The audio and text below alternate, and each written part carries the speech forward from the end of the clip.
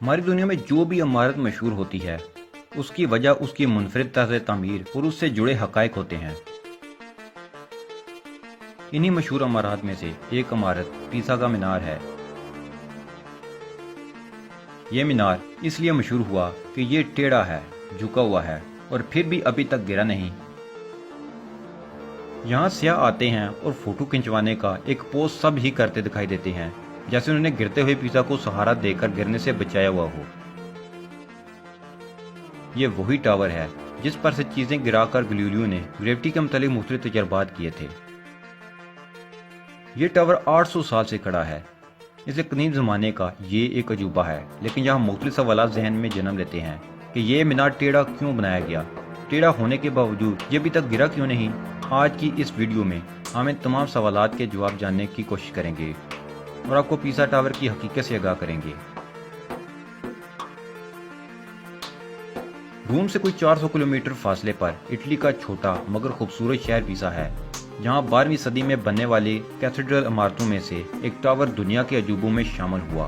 یہ church cathedral of پیسا کی عمارت کا حصہ ہے جو اٹلی کے شہر پیسا میں واقع ہے۔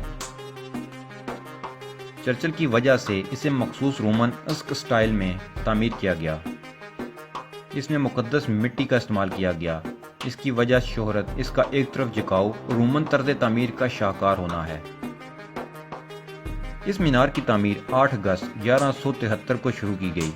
اس کی 8 منزلیں ہیں۔ ٹاور جھکی ہوئی جانب 183.27 فٹ اور بلند جانب 186.186 فٹ اونچا ہے۔ اس مینار میں ابھی بھی وہ پرانی گھنٹیاں موجود ہیں جو اس کی تعمیر کے وقت لگائی گئی تھیں، لیکن یہ گھنٹیاں اب استعمال نہیں کی جاتی۔ حیرت انگیز بات یہ ہے کہ اس کی تعمیر 200 برسوں میں مکمل ہوئی۔ اس کی تعمیر کے دوران مختلف مسائل سر اٹھاتے گئے، جس کی وجہ سے اس کی تعمیر میں بہت وقت لگا۔ کبھی ایک مسئلہ کھڑا ہو جاتا تھا اور کبھی دوسرا۔ جب اس کی 3 منزلیں مکمل کی گئیں تو اچانک تعمیراتی عملے کو یہ معلوم ہوا کہ مینار ایک طرف سے نرم مٹی میں دھنس رہا ہے، اس لیے مزید تعمیر روک دی گئی اور یہ اگلے 100 سال تک رکی رہی۔ امید کی گئی کہ اتنا عرصہ انتظار کے بعد مٹی اپنی جگہ بیٹھ جائے گی اور جھکاؤ ختم ہو جائے گا۔ اس کی وجہ یہ بنی کہ شروع میں مینار بنانے کا فیصلہ کیا گیا تو اب یہ ارادہ نہیں تھا کہ اتنا بڑا مینار تعمیر کیا جائے گا، اس لیے صرف 3 میٹر بنیاد رکھی گئی اور وہ بھی گہرے کے ساتھ۔ لیکن بعد میں اس کی تعمیر میں تیسری منزل بھی داخل کی گئی تو مینار ایک طرف جھکنے لگا۔ یہ بنیاد اتنا وزن سہ نہیں پائی تھی، تو اس کے بعد اس جھکاؤ کو ختم کرنے کی پہلی کوشش 1275 عیسوی میں کی گئی اور اس کی تعمیر کا سلسلہ عصر نو بحال کیا گیا۔ 1301 عیسوی میں اس کی 6 منزلوں کی تعمیر مکمل کر لی گئی۔ 1350 عیسوی میں اس کی تعمیر مکمل ہو گئی۔ اب تک یہ مینار اپنی مقررہ جگہ سے 6 میٹر تک جھک چکا ہے اور اس ٹیڑھ پن کو دور کرنے کی مسلسل کوششیں بھی کی گئی ہیں، لیکن سب بے سود رہا۔ یہ ٹاور مسلسل جھک رہا ہے۔ سائنسدانوں نے حساب لگا کر بتایا ہے کہ یہ ہر سال 0.25 انچ 1 ملی میٹر کی رفتار سے زمین میں دھنس رہا ہے اور جھک رہا ہے، اور ایک دن ایسا آئے گا جب بالآخر یہ گر جائے گا۔